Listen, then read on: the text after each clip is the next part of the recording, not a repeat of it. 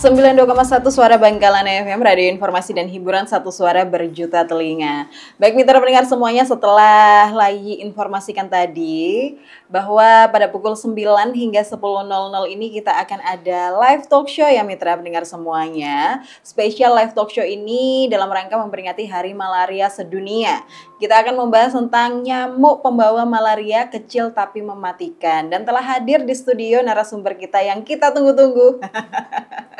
Ini ada Kakak Dr. Aulia Nurfadila. Ini kali kedua ya Kakak Dr. Aulia ke Suara Bangkalan FM membagikan ilmu-ilmunya. Nah kali ini kita akan banyak membahas tentang malaria ini Kakak ya. Sebagai bagian dari peringatan Hari Malaria Sedunia. Halo. Bagaimana? Halo. Halo. Oh iya baik, sudah masuk.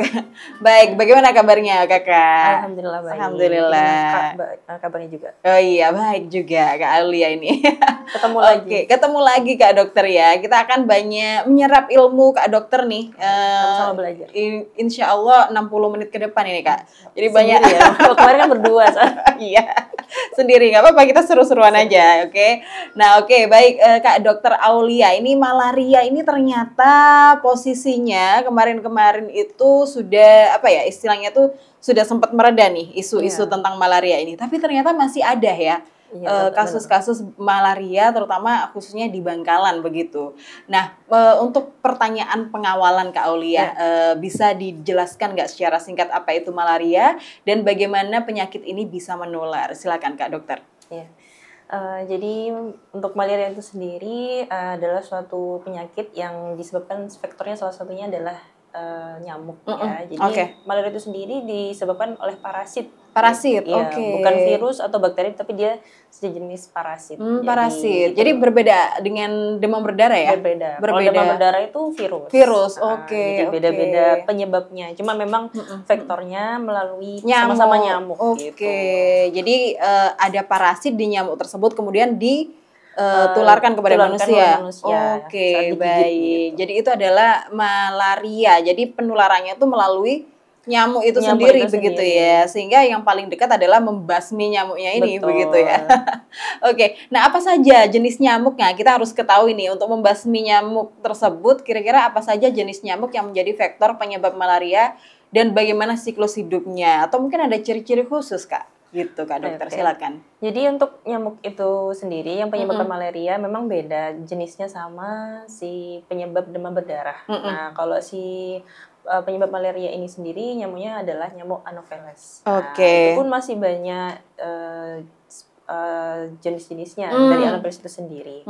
Nah, untuk spesifiknya sih kayak ya harus pakai mikroskop banget gitu ya. Setidaknya kita fokus pada mencegah. Kan nggak mungkin kita melihat satu persatu nyamuk gitu ya. Iya, betul. Jadi semua nyamuk harus dibasmi berarti ya? Iya, jadi kayak ya, lebih aman kita mencegah aja gitu. Mencegah, oke, baik. Nah, kapan waktu nyamuk pembawa malaria ini paling aktif menggigit manusia? Mungkin ada waktu-waktu tertentu atau misalnya musim-musim tertentu. Kalau Layu sendiri nih ya merasakan kalau misalnya kemarinnya habis hujan, besoknya nggak hujan itu nyamuk bertebaran ya di rumah. Jadi pintu tuh harus ditutup terus. Iya, begitu. Nah, itu bagaimana siklusnya atau kapan ada waktu-waktu tertentu nggak Kak Dokter? Ya benar banget. Jadi ini pertanyaan yang penting. Jadi kenapa kita harus tahu kapan-kapan nyamuk itu aktif ya.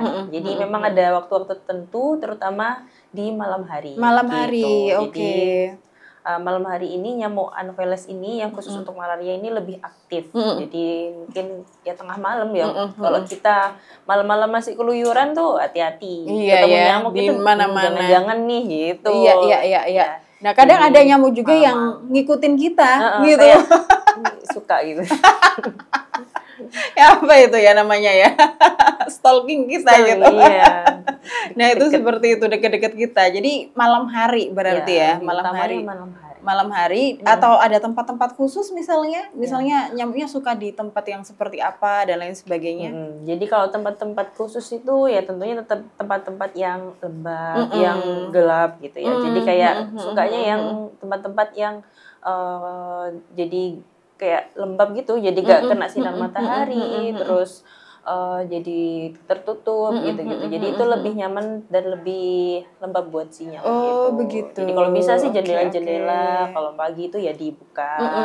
Jadi siklus udara itu Siklus jadi udara lebih ya. baik gitu. Jadi ada sinar matahari yang Sinar masuk matahari sehingga yang mencegah masuk. itu semuanya ya. Oke, baik. Nah, ini kita beralih ke pertanyaan seputar lingkungan dan resikonya. Ini yang paling dekat sama kita ya. Benar, Kadang benar. kita itu Di agak sebelah. abai gitu. Misalnya ada nyamuk ya udahlah cukup apa namanya disemprot atau tutup pintu dan lain sebagainya. Nah, kita harus menyadari dulu nih seperti apa kondisi lingkungan yang menjadi tempat favorit nyamuk pembawa malaria berkembang biak. Selain lembab mungkin ada ciri-ciri lain, Kak Dokter. Jadi tempat-tempat yang perlu kita waspadai lebih banyak nyamuk-nyamuk yang berkembang biak di situ ya. Pertama itu ya kayak sawah-sawah, Sawah ya? sawah-sawah karena di situ kan banyak genangan air. Nah, kuncinya ini genangan air. Entah itu genangan airnya itu di pot, di wadah terbuka, atau itu ya di misalnya kita punya halaman, terus ternyata dia nggak rata dan menggenang Menggenang air. airnya, oke. Nah, ataupun di dalam rumah misalnya yang paling sering itu adalah di tempat Bak mandi. bak mandi. Iya. Terus yang kedua itu di tempat dispenser air. Dispenser yang buat tadahan wadahan air itu ya. yang berlebih. Nah, itu kan kadang iya, ketutupan iya. nih nggak kelihatan. Ternyata nyamuk melihat kesempatan itu. Oke, jadi jentik-jentiknya Jentik-jentiknya di situ begitu kan ya. cenderung bersih kan airnya. Jadi lebih nyaman buat si nyamuk untuk berkembang biak. Oke, baik. Kadang-kala juga ditemukan di tumpukan baju tuh kadang banyak nih nyamuk. Nah, Kakak. itu iya bener sih itu. Tapi kan sudah jadi nyamuk ya. Iya, Kalau sudah itu jadi- kan oh. kalau air-air kan lebih ke siklus hidupnya si nyamuk Siklus itu hidupnya sendiri. ya. Oh, gitu. Jadi memang apa namanya mencegahnya itu sebelum berkembang ke nyamuknya bener. ini Soalnya begitu sudah ya jadi- harusnya ya. Kalau sebelum berkembang kan dia di situ-situ aja Di kan. situ-situ Tapi kalau aja. udah jadinya terserah dia yang terbang kemana. Agak susah dikendalikan gitu ya. Nah, itu berarti lingkungan-lingkungan itu ya yang harus kita waspadai ya, dicek ya, apakah ada air menggenang, air kotor dan sebagainya begitu ya. Itu perlu untuk kita apa namanya aware gitu ya, meningkatkan kesadaran tentang hal tersebut. Nah, ini kalau misalnya di Bangkalan sendiri, mungkin apa namanya kakak dokter menangani pasien-pasien misalnya di rumah sakit begitu ya. Ada nggak maksudnya kasus malaria ini yang istilahnya itu ada dari pasti nih di daerah ini nih gitu ya asalnya begitu. Nah ada wilayah-wilayah di Bangkalan yang rawan terhadap kasus malaria meski sudah dieliminasi kakak? Ya silakan. Jadi untuk di Bangkalan ini sendiri, waktu saya di rumah sakit sih memang nggak spesifik ini penyebabnya malaria, karena kan masih baru datang. Oh ya, baru datang ini. Jadi lebih ke menggali anamnesis atau menggali riwayat penyakit sih yang pasien yang datang. Misal yang perlu lebih dicurigai itu adalah pasien-pasien yang riwayat perpergian di tempat yang endemis malaria itu sendiri, seperti di Papua atau Nusa Tenggara atau juga Sumatera juga masih ada gitu. Oh baik. Sedangkan kalau di Bangkalan sendiri kita masih lebih mikir itu ya DBD. Kalau ciri-ciri kan mirip ya. Ciri-cirinya mirip. Nah itu betul. dia membedakannya. Iya. Nah tapi kasusnya masih ada di Bangkalan kakak. Kalau saya sendiri sih masih belum, karena kalau mendiagnosis malaria itu sendiri pemeriksaannya beda sama si demam berdarah. Demam berdarah. Oh, jadi kalau malaria sendiri kan parasit ya, jadi harus dites darahnya. Jadi yang tahu ya memang saat menangani adalah dokter spesialis. Dokter spesialis jadi lebih pemeriksaan diagnosisnya lebih spesifik. Jadi kan kalau kita di IGD ini lebih ke penanganan awal gawat daruratnya. Jadi alhamdulillah tertangani langsung. Kami sampaikan ke dokter di PJP untuk spesialis penanganan lebih lanjut dan diagnosis lebih lanjut. Oke, baik. Terus sejauh ini nggak pernah dengar malaria sih. Malaria ya, banyaknya DBD ya. Ya, oke, baik. Tapi tetap harus dicegah tetap harus waspada karena dua-duanya nyamuk. Iya, betul. Itu begitu. Jadi faktornya ini ya yang memang harus diantisipasi. Nah, mungkin untuk mencegahnya kakak, ada saran nggak bagaimana untuk perilaku yang harus kita biasakan untuk menurunkan resiko penularan malaria gitu. Terus ada nggak perilaku yang memang kecenderungannya itu malah justru akan meningkatkan penularan malaria yang harus kita hindari gitu. Jadi apa yang harus kita lakukan dan apa yang harus kita hindari sebagai bagian dari tindakan dan pembiasaan kita gitu. Silakan kakak. Jadi kita mulai dari pencegahannya dulu ya. Jadi untuk pencegahan malaria yang sempat digaung-gaungkan dari waktu kita kecil, mungkin 3M plus ya. 3M plus itu yang paling gampang. M pertama itu menguras. Jadi menguras bak mandi. Jadi misalnya kalau kita punya apa kayak tempat ikan atau kolam-kolam, itu rajin-rajin menguras ya. Jangan sampai kayak berlumut apa nggak jadi dikuras apalagi di ya. pinggir-pinggir kita lihat ada bintik-bintik itu ya bergerak-gerak, itu kan jentik nyamuk. Terus yang kedua menutup ya, sebenarnya menutup bak mandi. Menutup bak mandi. Kalau di rumah kita ada bak mandi terbuka, itu harus ditutup. Karena apa itu ya, jadi tempat berkembang biaknya nyamuk itu sendiri. Oke, baik. Terus yang lain ya mengubur atau ya barang-barang bekas itu kan juga sarang ya, sarang nyamuk ya. Apalagi kalau musim hujan jadi ada air ya. Iya, betul. Terus plus yang lain ada tambahan kayak kita pakai lotionnya anti nyamuk. Terus terus pakai selambu untuk saat tidur yang biar gak bisa masuk nyamuk gitu. Kayak gitu. Terus ya mungkin kalau kita ikut program puskesmas ya menebarkan abate atau untuk membasmi jentik nyamuk. Jadi itu masuk program puskesmas sih sudah. Jadi turut aktif aja sih. Turut aktif ya untuk istilahnya tuh jangan abai dan jangan nunggu petugas puskesmasnya gitu ya. Tapi kita sendiri bagaimana mencegah di lingkungan kita sendiri begitu ya. Nah mungkin ini saran ya Kak ya, minta sarannya nih lagi nih dokter. Kan kakak menyebutkan tentang lotion anti nyamuk kayak gitu. Nah itu kan kita kan untuk anti nyamuk kan sekarang banyak sekali produk begitu ya, kayak misalnya semprot, terus ada yang listrik dan lain sebagainya. Yang paling aman sebenarnya yang apa ini Kak, yang direkomendasikan misalnya, yang tidak ada banyak dampak negatif untuk kesehatan misalnya. Yang direkomendasikan ya kalau lebih melihat siapa yang dilindungi ya, misalnya kalau anak-anak ada yang sensitif terhadap asap-asap atau sensitif terhadap bau, maka pilihlah yang lotion atau yang paling aman ya kelambu itu. Kelambu itu kan, ya? Iya, kelambu ini lebih mencegah efektif, gitu ya? Mencegah nyamuknya masuk waktu anak-anak tidur. Terus kalau misalnya orang-orang sudah tua gitu ya, kulitnya sensitif atau apa nggak bisa pakai lotion, ya bisa pakai kelambu tadi atau pakai yang elektrik. Gitu. Baik. Jadi soalnya kalau yang bakar risiko kebakar kadang-kadang kebakaran juga ada efek di pernafasan kan gitu. Sesak gitu. Sesak begitu ya. Ada nggak kuat. Dan itu isinya membahayakan nggak Kak kalau misalnya kena misalnya makanan dan lain sebagainya? Sedikit banyak pasti ada residunya. Jadi pilih yang mungkin yang elektrik gitu, ya, dan lotion ya, sama kelambu itu tadi ya. Baik. Jadi itu ya mitra pendengar semuanya, saran dari Kak Dokter untuk meminimalisir residu dan juga dampak negatif dari produk-produk anti nyamuk begitu ya.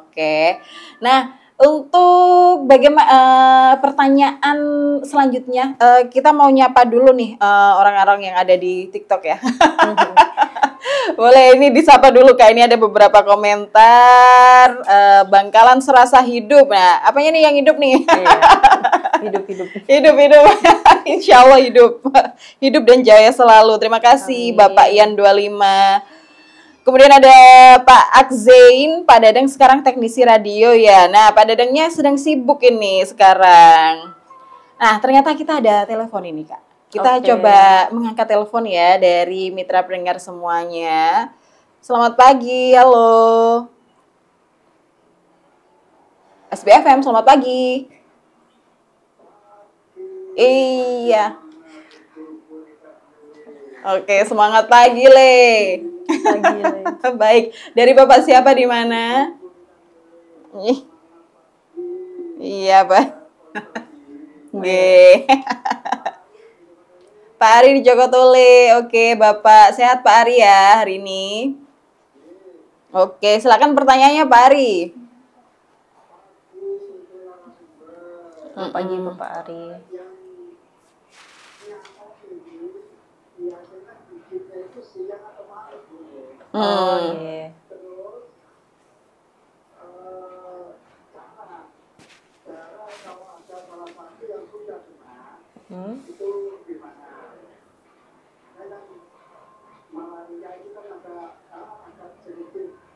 Masih jarang ya.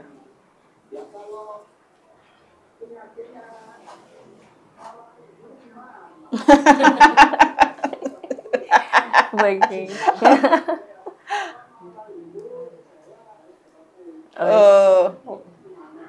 Oh iya. Sepertinya Pak Ari ini termasuk dari LDM nih, LDM tim nih, long distance marriage team ya Pak Ari. Harus ketemu Pak, bener. Belum. Waduh, betulnya kuat banget betul. Oke, baik, itu tadi pertanyaan Pak Ari. Terima kasih Pak Ari, sehat selalu. Baik, ya silakan Kak Dokter untuk jawabannya dari pertanyaannya Pak Ari tadi. Oke, tadi dari pertanyaan Pak Ari, gimana kalau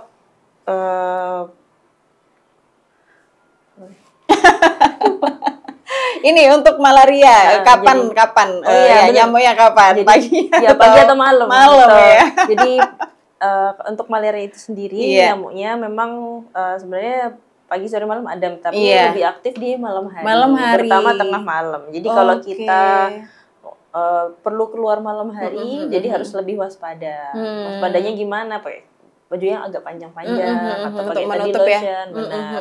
Dan kalau bisa ya dikurangi keluar-keluar malam. Karena selain udaranya nggak cocok, kita juga perlu istirahat. Nah, ini ada nyamuk juga. Iya, saatnya memang istirahat di rumah ya kalau malam ini. Betul. Apalagi remaja-remaja jompo seperti kita. Butuh istirahat seperti saya sebenarnya. Oke, baik. Jadi tapi ada juga ya Kak yang aktif di pagi hari. Kadang tuh kalau misalnya pagi tuh masih ada nging itu juga ada potensi malaria banget. Juga ya. Benar, bisa juga. Sebenarnya kalau teori itu gitu ya bilangnya, tapi kan mesti ada yang keluar dari teori 1-2% lah. Jadi tetap kita waspada 24 jam lah amannya. Biar kita tetap terlindungi begitu. Terus ya. Untuk pertanyaan selanjutnya gimana kalau mengenali ya mungkin. Iya, mengenali, betul. Mengenali Kakak. Apakah ini malaria atau enggak gitu ya. Jadi malaria itu sendiri kan untuk gejala-gejalanya memang mirip-mirip sama demam berdarah, yaitu tiba-tiba demam tinggi. Demam tinggi, terus ada sakit kepala, terus kayak berkeringat, terus dia juga ada nyeri-nyeri otot. Nyeri otot juga ya? Mirip-mirip sama malaria. Cuma mungkin bedanya nggak sampai keluar bintik-bintik merah. Itu pun kalau sudah terlambat sih kalau nggak ada bintik merah. Jadi kalau bisa ada yang demam tinggi mendadak, ya. Tidak sembuh selama 2 hari atau 3 hari gitu ya? Terus pusing banget, nyeri-nyeri otot gitu. Baik. Terus kayak lemes, apalagi mual muntah, segera diperiksakan di vaskes atau fasilitas kesehatan terdekat. Baik itu puskesmas atau kalau paling dekat rumah sakit ya monggo langsung ke rumah sakit Bangkalan. Oke, baik. Jadi itu ya. Jadi untuk membedakan malaria sama DBD ini dari bintiknya ya sebenarnya ya. Kurang lebih kayak gitu, tapi nggak pasti juga. Kadang kita satu penyakit bisa tumpuan penyakit lain. Yang penting kita peka sama lingkungan gitu. Sama diri kita sendiri sama juga ya. Kalau saya udah ngerasa kayak enak, jangan ditunda-tunda dong. Kita kan nggak tahu lengahnya kita tuh kapan terjadi komplikasi dan lain-lain. Itu kita jangan sampai nggak apa-apa mengabaikan, padahal itu adalah fase-fase dari suatu penyakit. Gitu. Oke, baik. Jadi itu tadi ya bedanya ya. Selain malaria sama DBD kan ada cikungunya kalau nggak salah Kak Dokter ya. Itu juga mirip-mirip juga atau bagaimana? Mirip-mirip tapi nggak separah si DBD atau malaria. Oh, begitu. Gitu. Tetap ada gejala-gejala demam, nyeri-nyeri gitu. Tapi nggak sampai bikin demam berdarah kayak trombosit turun atau malaria ada parasit di darahnya tuh enggak. Oke. Untuk tindakan yang bisa diberikan ke pasien malaria sama DBD ini juga treatmentnya juga akan berbeda begitu. Betul, ya Kak. Bedanya seperti apa? Mungkin bisa dijelaskan secara orang-orang awam ini karena menjelaskan ke lain ini. Jadi kan tetap sama-sama ke fasilitas kesehatan terdekat betul. Nah, kalau secara penanganan itu sendiri kan karena demam berdarah disebabkan oleh virus, yang mana kita tahu virus itu ya kayak pilek kan juga dari virus nih banyaknya. Nah, itu sebenarnya self-limiting disease. Jadi sembuh sendiri. Nah, sembuh sendirinya itu bukan berarti semua ditangani di rumah, bisa enggak juga karena kita tahu bahwa kekebalan imun setiap orang itu Berbeda, beda-beda. iya, Makan betul. minumnya saat sakit juga berbeda-beda. Iya. Jadi memang ada yang ya sembuh sendiri di rumah karena kekebalannya kuat, badannya lagi fit ya. Terus ada juga yang mungkin punya faktor risiko, mungkin anak-anak atau dia lansia, dia emang harus dirawat inap di rumah sakit. Nah, kalau si demam berdarah itu sendiri ya memang cukup dijaga cairan tubuhnya, makan minumnya terutama. Jadi mengenali gejala-gejala kalau dia lagi shock gitu aja. Itu kalau demam berdarah. Sedangkan kalau si malaria karena penyebabnya itu adalah parasit. Nah, itu ada obat khusus untuk anti parasit itu sendiri yang akan diminum yang bersangkutan. Pasien, betul. Oke. Jadi lebih spesifik ngebunuh ya ke parasit, sumber masalahnya betul. ya, berarti ya. Oke, baik. Kalau misalnya malaria dan juga DBD ini untuk identifikasinya harus lab itu tadi ya. Betul. Untuk akhirnya dilakukan tindakan positifnya selanjutnya. pasti apa gitu. Oke. Jadi memang harus ke rumah sakit, adanya di rumah sakit. Iya, ke Vaskes dan dirujuk ke rumah sakit. Betul, berarti ya nantinya ya. Puskesmas terdekat bisa dirujuk ke rumah sakit. Kalau misalnya ternyata ini di puskesmas tidak bisa menangani gitu ya. Ternyata ini udah ada indikasi harus dirujuk ke rumah sakit untuk pemeriksaan lebih lanjut. Gitu ya. Harus sesuai sama arahan gitu. Karena yang bisa mengenali tanda-tanda bahaya ya tenaga kesehatan yang ada di vaskes terdekat tersebut. Oke, baik, siap. Jadi jangan ragu ya kalau misalnya udah demam tinggi segala macam langsung aja ke fasilitas kesehatan begitu, dan insya Allah dilayani dengan sangat luar biasa. Pasti, iya. Nah, ini ada pertanyaan dari live TikTok kita ini, Kak Dokter nih. Ada Bapak 21 Pakua. 21 Pakua, selamat pagi Bapak. Nah, bagaimana nyamuk malaria menjalar? Nah, mungkin berkembang biaknya begitu, Kak. Bagaimana akhirnya satu nyamuk bisa membawa parasit yang sama begitu? Nah, itu bagaimana siklusnya? Mungkin bisa dijelaskan. Baik, kita antisipasi. Jadi untuk penyebaran dari nyamuk malaria itu sendiri, jadi seseorang yang sudah terinfeksi malaria di tubuhnya ini akan mengandung parasit, bibit-bibit parasit malaria itu sendiri. Jadi saat pasien ini tergigit oleh nyamuk yang spesifik tadi Anopheles, dia akan nyamuk itu menggigit darahnya, kemudian parasit itu akan masuk ke tubuh nyamuk. Jadi dari situ akan berkembang menuju ke air liur nyamuk. Baik. Pada ujungnya di air liur nyamuk. Nah, nyamuk kan gigit banyak orang. Banyak orang, iya betul. Terutama di sekitar rumahnya ya, baik itu dalam rumahnya atau tetangganya, bahkan jarak beberapa rumah pun masih bisa ya kena kan ya. Namanya kan punya sayap terbang.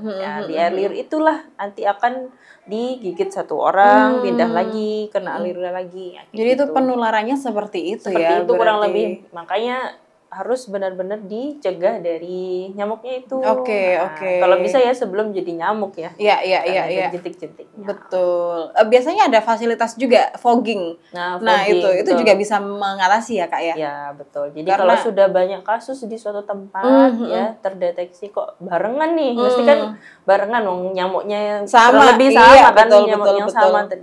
Jadi itu langsung minta ke kecamatan setempat ya biasanya ya, mengusulkan. Jadi karena ini sudah banyak yang kena kayak gitu. Jadi harus tadi lebih peka diri sendiri dan juga lingkungan. Karena penularannya bisa jadi dari lingkungan sekitar juga gitu ya. Mungkin hari ini kita sehat, tapi kalau kita nggak peduli kita nggak tahu besok-besoknya gimana. Oke, baik. Ini pembicaraan kita semakin seru ini Kak ya. Nah, sembari menunggu pertanyaan-pertanyaan lain dari mitra pendengar semuanya, kita dengarkan lagu dulu ya untuk rileks dan istirahat dulu ini. Minuman tehnya juga bisa diminum oleh Kak Dokter. Oke, baik mitra pendengar semuanya, pertanyaan tentang seputar malaria masih kita buka ya di live TikTok Kominfo Bangkalan dan juga di WhatsApp ya, WhatsApp Suara Bangkalan FM di 082141993836. Layi dan juga Kak Dokter Aulia akan kembali membahas tentang malaria ini setelah beberapa lagu untuk menemani mitra pendengar semuanya beraktivitas di pagi hari ini. Jadi tetap stay tune di 92,1 Suara Bangkalan FM. 92,1 Suara Bangkalan FM, Radio Informasi dan Hiburan Satu Suara Berjuta Telinga. Baik, masih bersama Lai dan juga Kak Dr. Aulia Nur Fadila yang merupakan dokter umum RSUD Syamrabu Bangkalan dalam spesial live talk show peringatan Hari Malaria Sedunia tentang nyamuk pembawa malaria kecil tapi mematikan. Kita mau bertanya-tanya lagi nih Kak Dokter ya. Kita lanjutkan pertanyaan-pertanyaan kita. Nah, sebelumnya kita menyapa dulu nih rekan-rekan, terima kasih telah bergabung di TikTok Kominfo Bangkalan. Halo. Ada Kak Hami Azani, Kak Toreto, Kak Sekar Jagat, Ki Sekar Jagat. Waduh, sakti nih ya berarti ya. Nah, ini kita akan melanjutkan pembahasan kita tentang nyamuk pembawa malaria kecil tapi mematikan. Nah, mungkin kita akan ini Kak berdialog lagi tentang yang namanya apa ini? Oh ya, nyamuk semprot dan elektrik. Nah, itu seberapa efektif ya dalam membasmi nyamuk? Kadangkala nih berdasarkan pengalamannya lagi setelah disemprot itu dia hanya pingsan begitu efeknya. Masih gerak-gerak gitu. Iya, hanya pingsan, kemudian beberapa jam kemudian itu terbang kembali begitu. Nah, ini kan berarti lebih segar.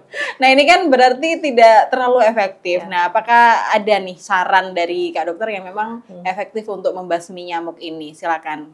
Kak Dokter. Jadi untuk elektrik sama semprot ya Kak ya. Jadi untuk semprot memang jadi kan karena disemprotkan sekali waktu. Jadi yang di ruangan itu pada saat itu ya memang terdampak. Nah, tapi kan sepanjang malam kan masih ada yang keluar masuk. Apalagi kalau kita miss atau lupa nutup gorden atau nggak pakai kelambu atau ya terbuka lah. Kadang kan kita ke kamar mandi atau apa gitu. Nah, jadi memang minusnya kalau yang semprot, jadi memang nggak bisa stabil sepanjang malam. Sedangkan kalau yang elektrik, dia kan pertama memang sepanjang malam dia akan terlindungi. Jadi lebih stabil lah ya. Lebih stabil ya. Maksudnya lebih jangka panjang ya. Panjang semalaman. Waktunya gitu. Ya untuk perlindungannya. Oke. Jadi minusnya di situ. Jadi bedanya. Terus ya memang nggak bisa dipungkiri memang kalau nyamuk yang keluar masuk itu yang bikin jadi agak-agak efektif untuk yang semprot. Oke. Jadi memang disarankan mungkin di yang elektrik saja ya. Karena perlindungannya bisa sepanjang malam dan itu bisa menghindari dari nyamuk baru yang datang-datang gitu ya. Jadi yang datang kayak mau masuk kamar tuh jadi kayaknya nggak cocok di kamar lagi. Kayak sungkan nih kayaknya. Akhirnya cari kamar yang lain lagi begitu ya. Yang tidak ada perlindungannya begitu. Oke, baik. Nah, ini nih yang biasanya kita agak kurang aware nih Kak. Gejalanya malaria itu apa dan kapan ketika kita kayaknya kayaknya ini nggak bisa nih, kayaknya harus segera ke fasilitas kesehatan nih gitu. Ketika kita merasakan apa atau ada jangka waktu berapa hari sehingga kita harus segera ke fasilitas kesehatan untuk memeriksakan diri. Silakan Kakak.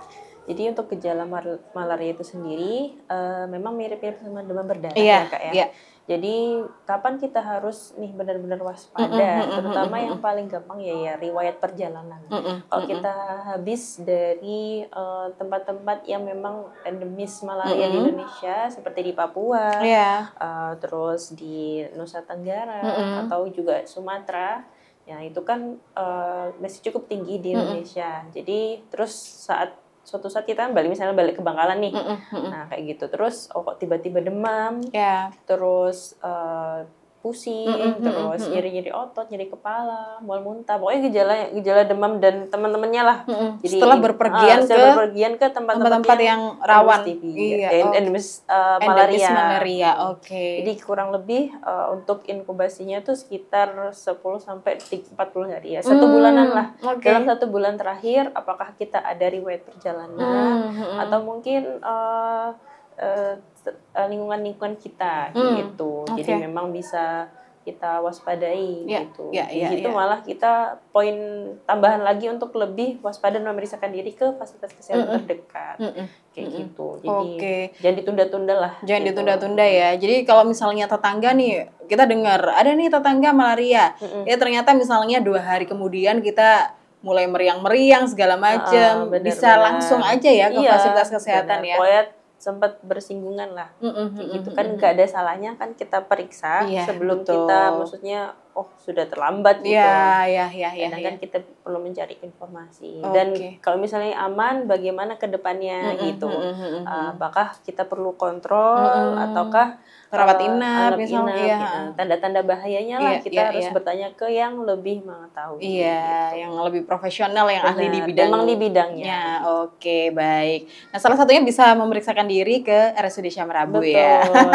Bisa dengan rujukan atau tanpa rujukan juga bisa kan Kak, kayak sebenarnya ya. Bisa. Oke, baik. Nah, untuk pertanyaan seputar penanganan dan tren itu tadi ya, karena sejauh ini bagaimana tren kasus malaria di Bangkalan dan apa tantangan utama yang dihadapi dalam mempertahankan status eliminasi. Bagaimana nih Bangkalan berstatus zero malaria begitu.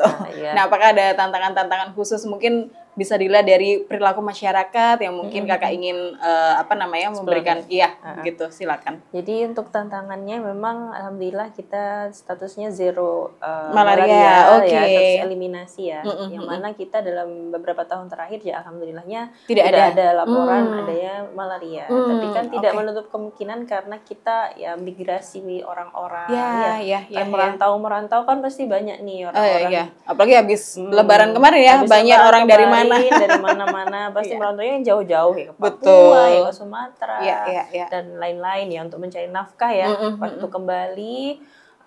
Jadi itu yang perlu lebih diperhatikan karena apa ya memang migrasi orang-orang ini yang akan membawa penyakit-penyakit baru yang aslinya nggak ada di sini nih.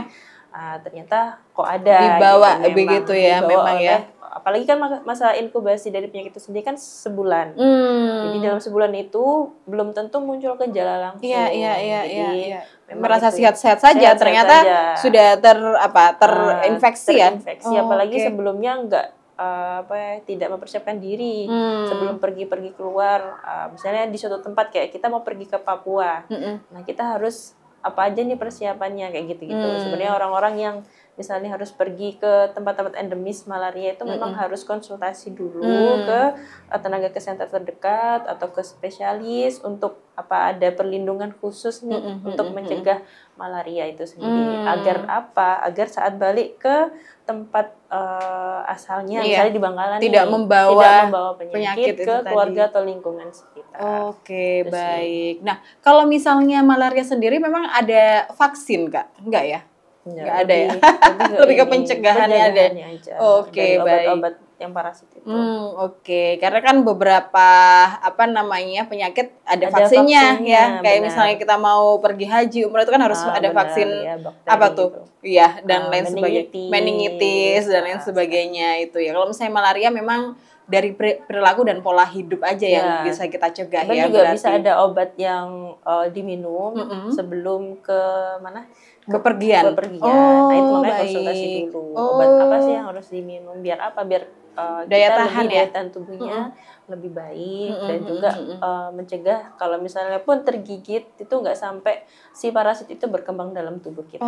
Jadi memang seantisipasi itu sih untuk malaria itu sendiri. Jadi memang mencegah dulu memang ya sebelum akhirnya merasakan sakit yang kalau udah sakit betul. Tidak bisa melakukan aktivitas lain biasanya. Baik.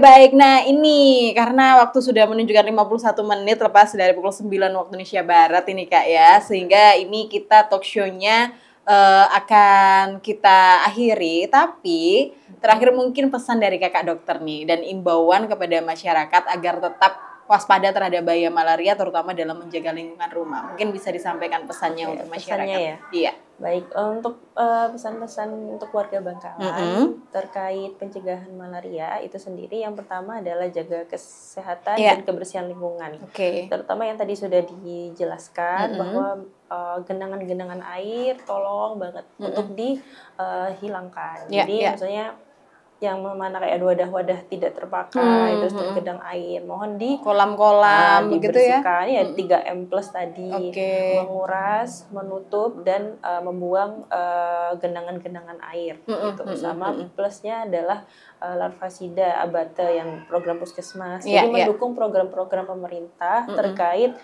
untuk mencegah perkembangbiakan malaria itu sendiri. Terus selanjutnya dari perilaku kita sebagai manusia untuk mencegah, yaitu kayak pakai baju panjang, celana panjang untuk apa? Waktu tidur malam biar nggak paparan kulit kita untuk digigit nyamuk tuh nggak banyak gitu. Sama tadi mungkin kita sempat bahas yang elektrik tadi ya, obat nyamuk elektrik, terus atau untuk perlindungan ya, perlindungan kita, dan jangan keluar malam gitu. Sama edukasi terhadap anak-anak muda, juga orang-orang tua kita, lansia. Jadi lebih peka terhadap diri sendiri sama lingkungan tadi. Jadi mendukunglah program-program edukasi kayak hari ini ya. Coba didengarkan, diserap ilmunya. Barangkali ada sepatah dua patah yang bisa kita aplikasikan, terapkan bisa bermanfaat bagi orang sekitar.